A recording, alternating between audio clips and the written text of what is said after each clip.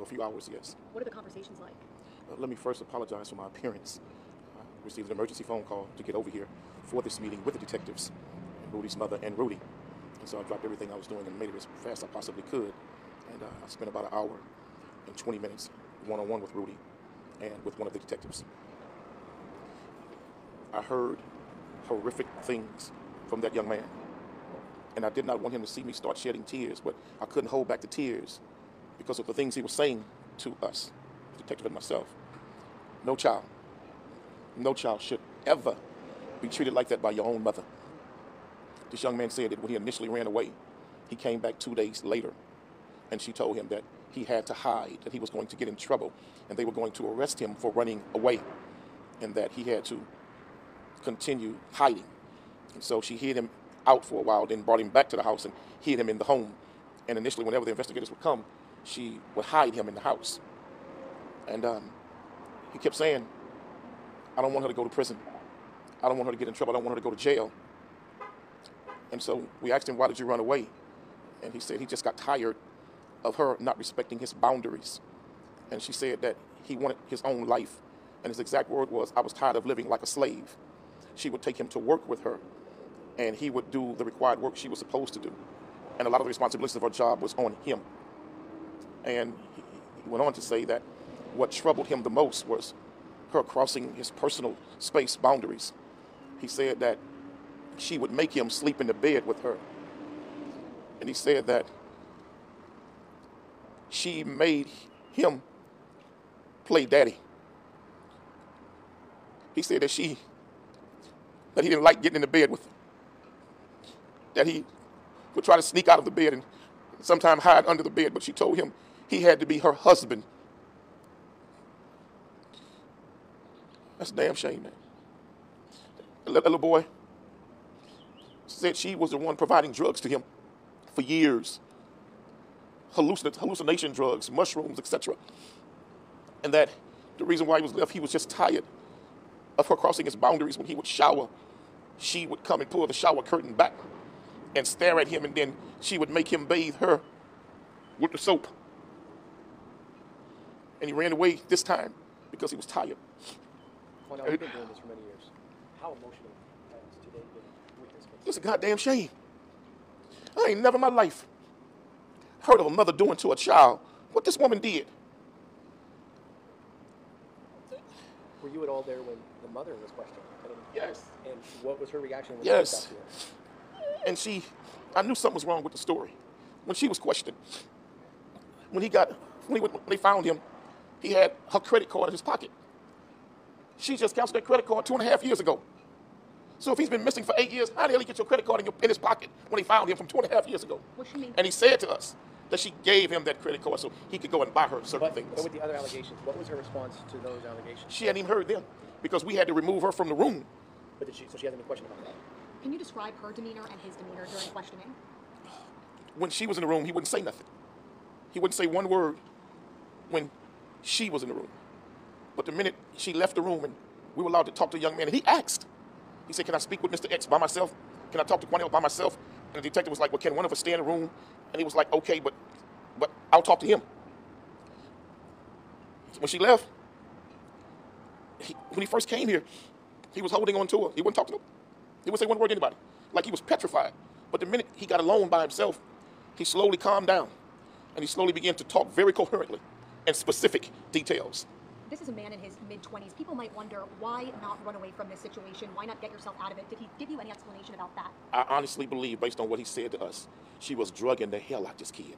And she convinced him that he was in trouble for initially running away and that law enforcement wanted to arrest him and put him in jail for running away. She had convinced him that all type of agencies were looking for him to put him in jail. He was in plain sight, according to you, in that he would take her to work. No, he would go to work with her. Right. He would stay at the job with her. She would take him to work. Where did she work, and where was he doing this work? It was some kind of security job or something like that.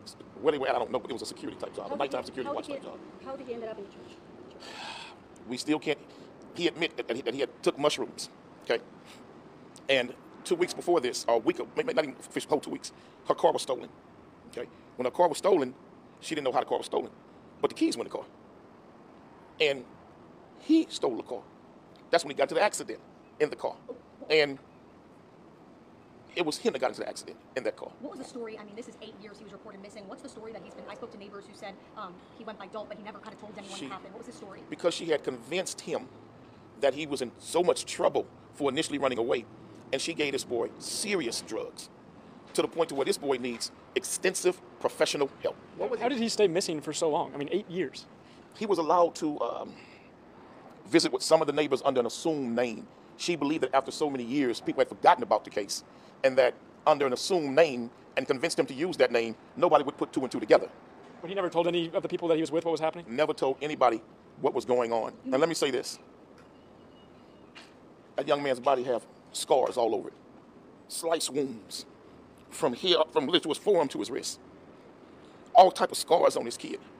And he said that she often locked him in the room. That she would give him the drugs and lock him in the room.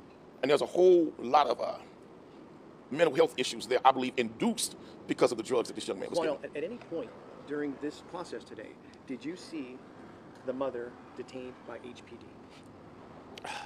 They took her to another room and kept her there for a minute after he had confided with us what was said. I know they were on the phone with the DA's office and their superiors about this case, but I want everybody to know something. This young boy was not kidnapped by some strangers and he got away, and they found him. That's not the case here. You know, this happened on Thursday, and we're nearly a week later, and investigators waited almost a week to speak to him. Hearing the story that you heard, is it a concern that they waited this long to hear from him, given the story that you were told? It seems like he's had 8 years of dealing with this, and now another week. I was shocked that they have not done more. I was shocked that they had not executed a search warrant on the home. I was shocked by that. And I said, don't you all think you need to get busy and execute a search warrant on that home? And the young man made it crystal clear to us that that's where he was, in the house. But he was living under this fake assumed name. You think police failed in this situation? Oh, big time. No doubt about it. Absolutely they did.